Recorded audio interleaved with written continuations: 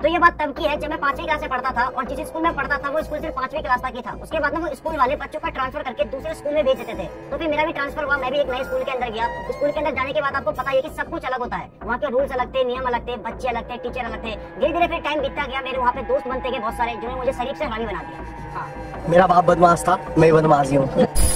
फिर थोड़े टाइम बाद आता है एनुअल डे फंक्शन। पहले मेरे को लगता था कि एनुअल डे होता है जानवरों का दिन, फिर मुझे बाद में पता लगा कि एनुअल नहीं होता है, एनुअल डे होता है, जिसके अंदर बच्चे परफॉर्मेंस करते हैं, स्कूल के अंदर एक फंक्शन होता है, सेलिब्रेट करते हैं। और तुम्हारा भाई तो कैसे बचपन से ही कलाकार है। तो फिर मैंने अपने कुछ टुन्नू मुन्नू दोस्तों को इकट्ठा किया और फिर हम लोग डिसाइड करते हैं कि हम लोग कॉमेडी करेंगे। तो हमारे ग्रुप में 5 जने थे, मैं था, विमल था, रोहित था, लवीश था और एक और बंदा था, मुझे उसका नाम याद नहीं है कौन था, लेकिन हम 5 बंदों ने मिलकर डिसाइड किया कि हम लोग कॉमेडी करेंगे एनुअल डे के दिन। तो फिर हम एक अच्छी सी स्क्रिप्ट तैयार करते हैं और टीचर के सामने जाके अपनी कॉमेडी को प्रस्तुत कर देते हैं, मतलब पेश कर देते हैं। तो टीचर को ना हमारी कॉमेडी काफी अच्छी लगती है। तो फिर टीचर बोलते हैं कि ना तुम अगले दिन सुबह 6 बजे प्रैक्टिस करने के लिए आ जाना। तो फिर हम लोग बोलते हैं ठीक है सर आ जाएंगे, लेकिन टीचर हमें बताता है कि ना सुबह लड़कियां भी प्रैक्टिस करने के लिए आएंगी। और मैं आपको एक चीज बताना भूल गया कि जो हमारे स्कूल का टाइमिंग था ना वो इवनिंग का था, मतलब सुबह ना 12 बजे तक लड़कियां पढ़ती थी और 12 बजे के बाद हम लड़के पढ़ते थे। तो फिर टीचर ने बताया कि लड़कियों का भी एनुअल डे फंक्शन बिल्कुल सेम डे है, तो लड़कियां भी सुबह प्रैक्टिस करने के लिए आएगी। तो तुम लोग ना शैतानी मत करना। लड़की का नाम सुनते भाई विमल के चेहरे पे मुस्कुराहट आ गई कि लड़की भी आ रही है।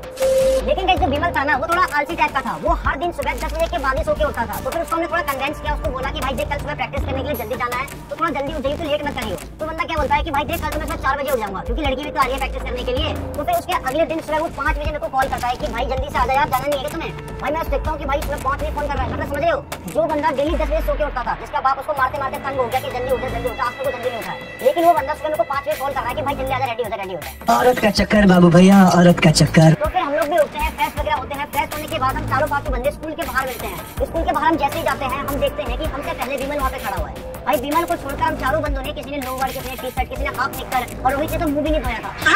लेकिन जो विमल था वो बंदा भाई एकदम सुबह सुबह ठंड के मौसम में 5 बजे नहा धोकर, बाल खड़े कर, जींस शर्ट, मस्त जूते, काला चश्मा लगाकर जैसे कि बाप की बारात में जा रहा हूँ। तो फिर हम विमल से पूछते हैं कि भाई ये क्या है। वो बोलता है भाई लड़की भी तो आ रही है, आज तेरा भाई एक ना एक तो लड़की साइड करके ही जाएगा। तो फिर हम लोग स्कूल के अंदर एंटर होते हैं और जो हमारा स्कूल था ना वो काफी ज्यादा बड़ा था, मतलब उसके अंदर 4 बिल्डिंग थी, A block, B block, C block और डी ब्लॉक। और जितने भी एनुअल डे वाले बच्चे थे, प्रैक्टिस वाले बच्चे थे, वो डी ब्लॉक के अंदर प्रैक्टिस कर रहे थे। तो फिर हम लोग डी ब्लॉक के अंदर एंटर होते हैं, देखते हैं कि जितने बच्चे होते हैं वो प्रैक्टिस कर रहे होते हैं, लेकिन टीचर अभी तक नहीं आया था। तो फिर हम भी अपना प्रैक्टिस करने लग जाते हैं, लेकिन विमल अपने काम पे लग गया, वो लग गया था बंदी सेट करने में। और भाई हैरानी वाली बात तो ये है कि एक लड़की उसको भाव भी दे रही थी। उस दिन मेरे को पता लगा कि लड़की चूतियों से सेट होती है। अब मेरा मतलब ये नहीं है कि मेरा दोस्त चूतिया है, मतलब सुबह तक खुश है। तो फिर सही बच्चे अपना अपना प्रैक्टिस कर रहे होते हैं, गर्ल्स भी अपना प्रैक्टिस कर रही होती है, बॉयज भी अपना प्रैक्टिस कर रहे होते हैं। लेकिन तभी अचानक से ये बात छिड़ती है कि जिस बिल्डिंग के अंदर अभी हम लोग प्रैक्टिस कर रहे हैं, इस बिल्डिंग के बाथरूम में एक लड़की ने बहुत पहले सुसाइड कर लिया था और आज भी उसकी आत्मा इस बिल्डिंग के अंदर भटकती है। और सेकंड पार्ट तो ये है, जिस बाथरूम की बात हो रही थी वो बाथरूम जस्ट हमारे बगल में था, मतलब थोड़ी दूर हम चल के जाते तो वो बाथरूम आ जाता, इतना पास में था। तो हम लोग उस स्कूल के अंदर नहीं गए थे, तो हमें ना स्कूल के बारे में ज्यादा कुछ पता नहीं था। लेकिन जो बच्चे पहले से 2-3 साल से स्कूल के अंदर पढ़ रहे थे उन्होंने ये सारी बातें बताई। लेकिन गाइस जो विमल था ना वो लड़कियों के सामने कूल बनने के चक्कर में ये कहता है कि ये भूत वगैरह कुछ भी नहीं होता है। मैं नहीं मानता, भूत वगैरह में ये सब होते ही नहीं है।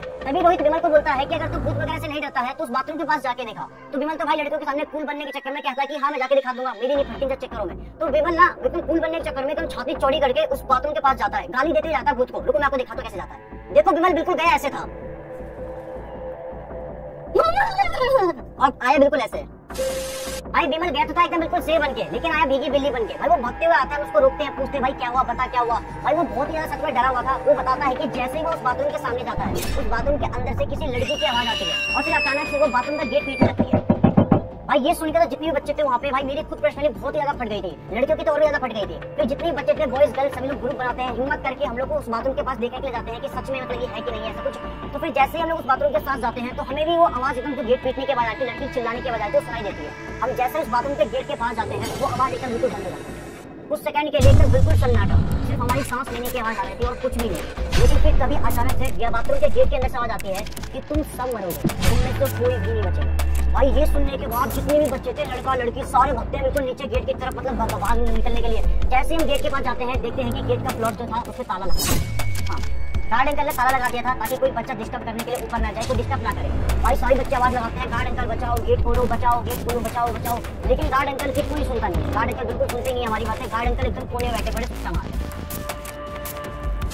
यहाँ हम लोग चिल्ला रहे हैं बचाओ बचाओ, गेट खोलो गेट खोलो। गार्ड अंकल को कोई फर्क नहीं, गार्ड अंकल कोने में एकदम सुस्ता मार रहे हैं। काफी देर हो जाता है, कोई भी नहीं आता है। जितने भी बच्चे थे लड़के से लेकर लड़की तक, इवन मेरी भी सबकी फटी हुई थी। लेकिन फिर तभी अचानक से कोई पीछे से छींक मार देता है, क्योंकि और भी ज्यादा फट जाती है। लेकिन फिर अचानक से विमल जो था वो हनुमान चालीसा पढ़ना स्टार्ट कर देता है। रोहित उसको बोलता है भाई क्या बता भूत में बहरी हुई तो?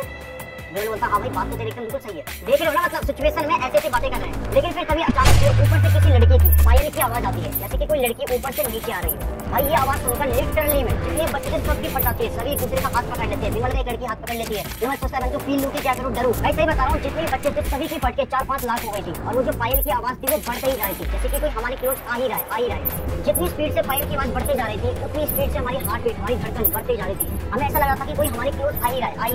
और वो जो पायल की आवाज थी बिल्कुल हमारे कान के पास आई थी, बिल्कुल सामने आ गई थी। लेकिन फिर तभी अचानक से एंट्री होती है गार्ड अंकल की। गार्ड अंकल दरवाजा खोलते हैं, दरवाजा खोलते ही सारे बच्चे गार्ड अंकल को माँ बहन चाचा ताऊ की गाली देते हुए धक्का मारते हुए बाहर निकलते हैं। बाहर निकलने के बाद गार्ड अंकल को बोलते हैं सारी बातें, जितनी बातें सब बताते हैं कि ऐसा हुआ।